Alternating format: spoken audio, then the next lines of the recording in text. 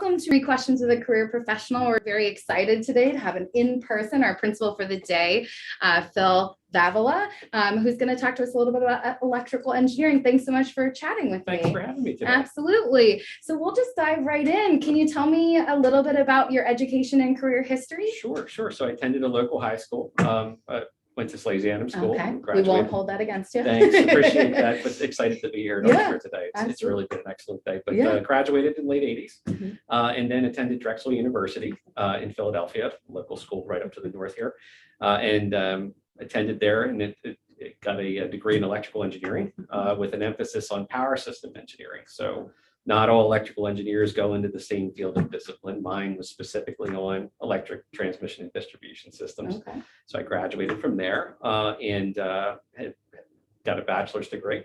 I'm also a registered professional engineer in the state of Delaware. So that's kind of a good thing for young engineers to do after they've achieved enough time in grade as an engineer that they get their professional engineering degree. Okay.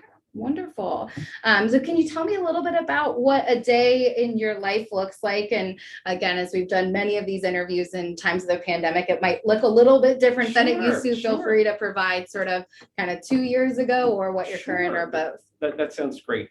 Actually, that's a really good way to put it because 2 years ago, I was in a different role than I am today. So I'm an example of what an electrical engineer can do working at a local utility company is that even though your undergraduate degree may be in electrical engineering, my career brought me along to a point where I was actually in the field operations area. So a day in my life was really started very early in the morning, got my coffee, got ready to go for the day and went in and would engage with the workforce that was there.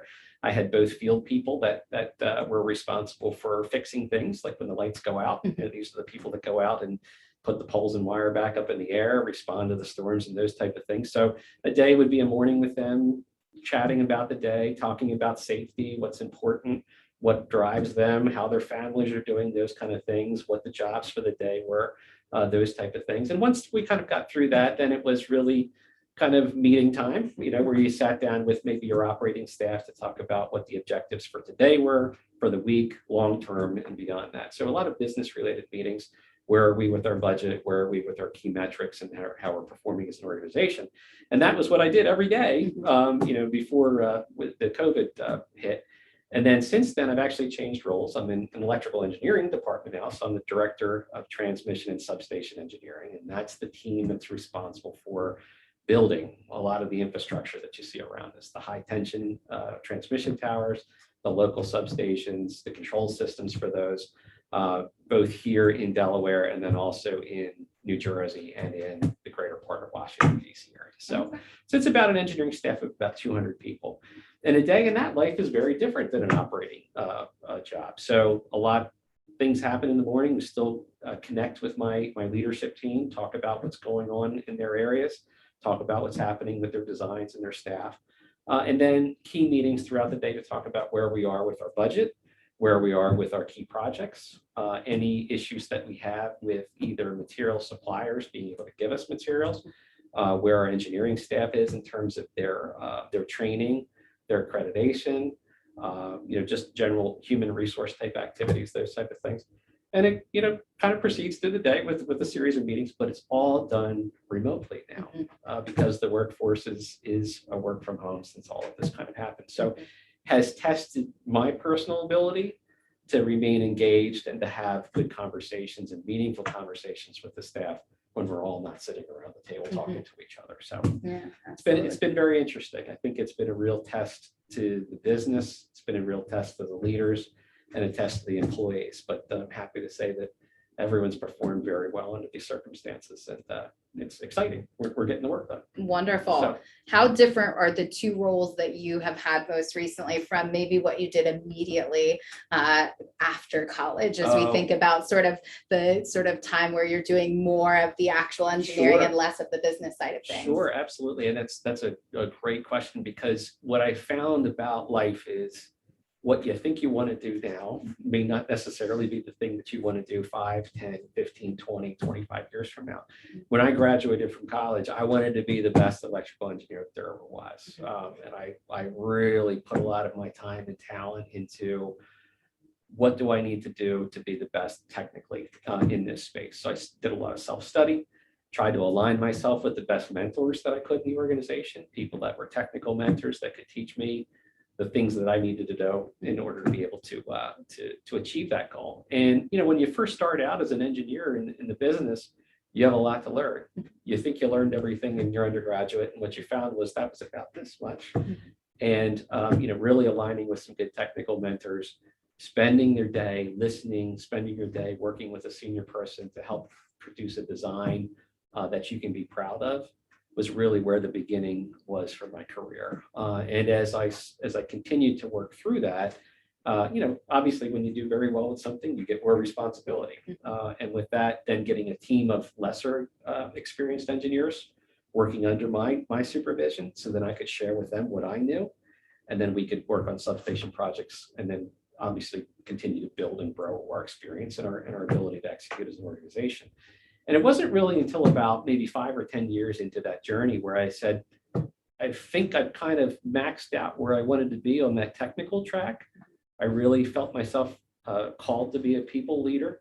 And at that point, really started to kind of shift my focus to say, well, how can I use the basis of what I established myself professionally to then launch myself into a leadership position, leadership career. So I tell people when we sit down and talk, with less experienced people at my organization, I say, look, you don't have to know what you want to do with your life all the time.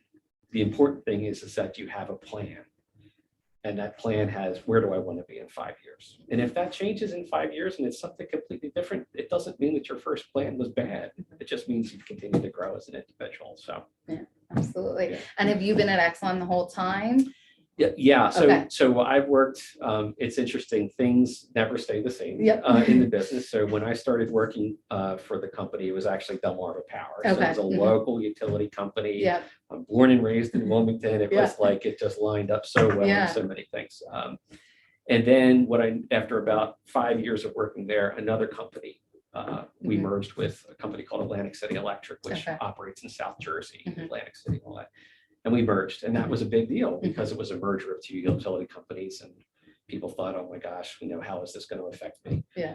And then a few years later, we merged with another utility company, became Pepco Holdings Incorporated, which then was an even bigger company. And what I found with that is that when you merge with companies, some people think about it as a disadvantage. I saw it as tremendous opportunity that opens up even wider experiences and opportunities as an individual.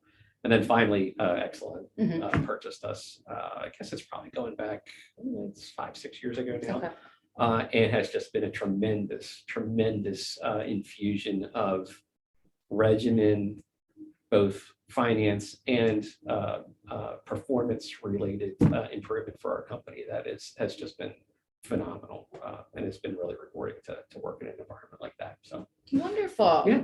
So if a student was interested in electrical engineering and or sort of the business side that comes, we talked to a lot of engineers who end up finding themselves in business roles. What would you recommend that a student do, whether they're currently a high school student or even some of our young alums watch these videos? What would you recommend? Sure. I think definitely. I think shadowing is critical to that. And I mean meaningful shadowing, not just, well, I just showed up for the day and this is kind of what happened.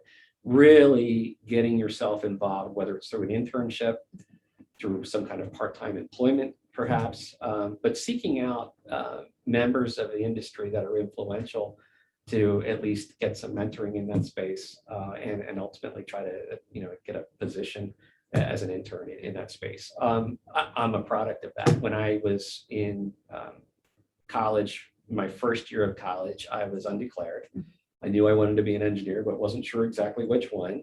And I was fortunate enough to have a co-op program that helped me work my first stint at Delmarva Power.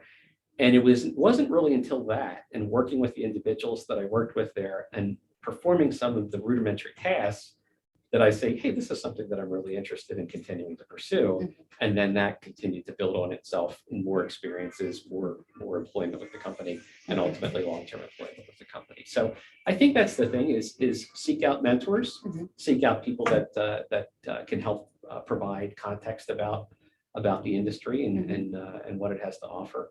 And then, just try it out. see what happens. Wonderful. We'll always have a bonus question Okay. that I didn't prepare you on. Yeah.